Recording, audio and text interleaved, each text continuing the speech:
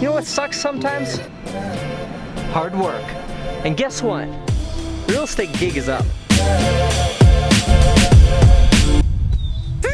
How would that be for an intro? This doesn't just apply to real estate agents, because if you've got anything to do with customer service, you need to see the 3 ways to help prevent death in a customer service-oriented business. The unfortunate truth is, in today's day and age, everybody wants to make more money by doing less. And guess what? That ain't gonna cut it anymore, especially in real estate. Is it sold yet? Look, I don't want anybody to think this is some kind of omen and that I'm just some kind of soothsayer predicting the demise of every customer service related industry out there. Although that would be kind of cool if I had that power.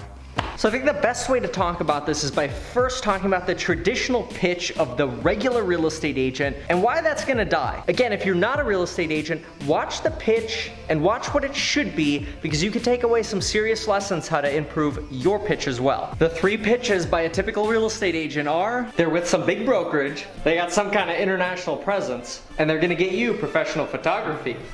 And don't get confused, because I said 3 things the typical agent does and then 3 solutions. So remember, there are 2 3-thing parts, the 3-part preface and the 3-part solution.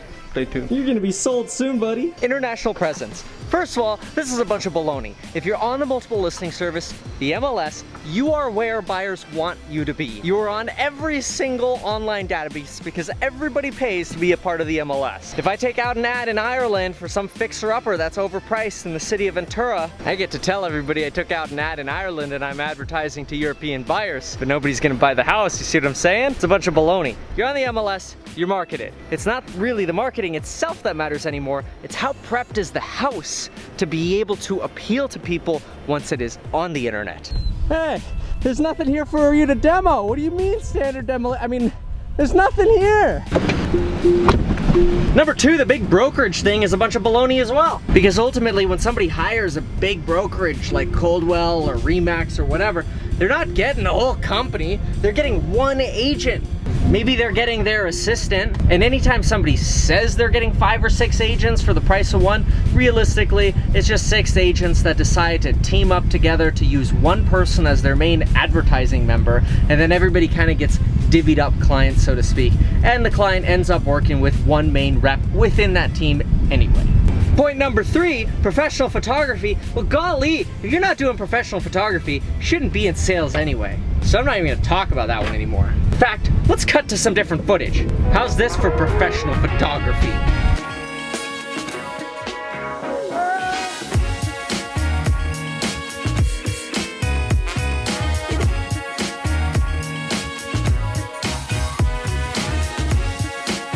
Here's the thing, folks, I don't know what kind of industry you're in, but if you're in real estate and that's all you do, you're dead. You're gonna be out of this business within 5 years. Here are the 3 things you can do to stay ahead of the curve, to make sure you can't just get replaced by a discount company offering the same 3 basic services.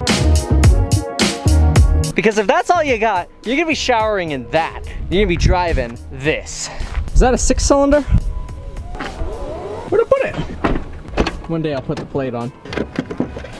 Thank you. Number 1, whatever it is you do, you need to provide more. So for example, if it's real estate that you do, maybe you start providing some construction consultation services. And guess what? Maybe that means you need to take a class on what the heck lead is, on what the heck asbestos really is, and what people actually have to do instead of just being fearful of it. Maybe that means you go to a bank and open a trust account so you can handle people's money, and so that you can open bank accounts and handle utilities, and overall, make your clients' lives easier. Because if you can get rid of people's stress when they're already dealing with so much junk in their lives, then you win. When you become the person that gets stress out of your clients' lives, you become the person people want to go to. Because ultimately, the last thing people want is to have to second guess the work you're doing, or to have to think, oh, well, my agent doesn't do this, he's just an agent. Forget it. You do everything. Anything you can do to make your client's life easier, even if that means going to Home Depot and picking up moving boxes, who cares? Do it. Come on, moving boxes are gonna cost $100. You know the impression $100 of moving boxes will make on your client's moving day? Because guess what? Everybody runs out of moving boxes.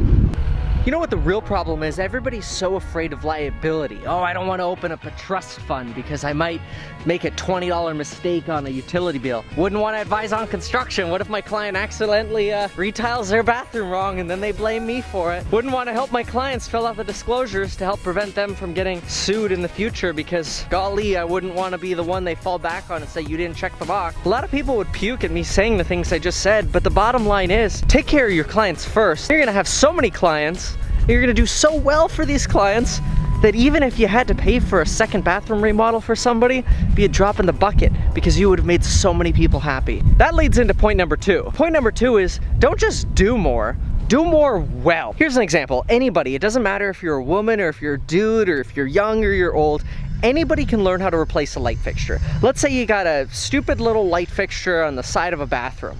Anybody can learn how to replace a light fixture. Now, before you say, oh, you need a license to replace a light fixture, what about insurance and all this stuff? I got a solution for that, just watch, all right? So you got one light fixture, I've seen this happen before, that's holding up a property from going on the market or holding up a sale or whatever. Again, I've seen it happen before. How about you buy yourself a general liability policy for $500 a year or something super nominal. So now you watch a bunch of videos and you learn how to replace that light fixture, but you don't just learn how to replace it.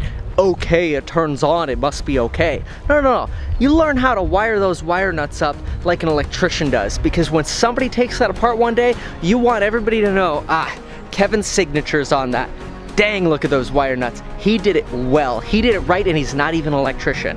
And don't worry about the licensing stuff. If your labor and materials for a certain job is under $500, you don't need a license. So I'm not saying that's what you want to make your business, but this is just an extreme example. I mean, come on. Like, if you've never replaced a light fixture before, do I recommend it? No. But it's an example that even something that may appear hard, appear like something you've never done before, if it means you can help your clients save some money or make your client's life a little easier, figure it out. Go do it. And then do it well. Do it to the best of your abilities because your signature's on it. So provide more, do it well. Number 3.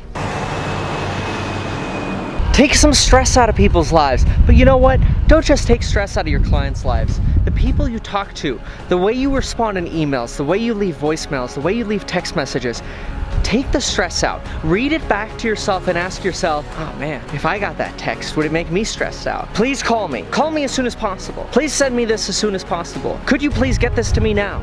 Right? These are all very, very stressful points of view. Ask yourself, are you creating stress in the people's lives around you? Because ultimately, what's gonna happen? Those people are gonna get stressed, they're gonna whip right back at you and create stress in your life. So really, take what I've actually trademarked in the real estate industry as no pressure agent and turn your life into a no pressure life. It doesn't mean that you don't follow up with people. It means you don't pressure people. And it doesn't mean pressure and hustle isn't good. It just means don't be overbearingly stressed out and don't add stress to people's lives. Super simple. So hopefully those 3 points were useful. So let's do a quick summary. The typical real estate agent, if they don't adapt, dead. The 3 ways to adapt: provide more, do more well, and no pressure.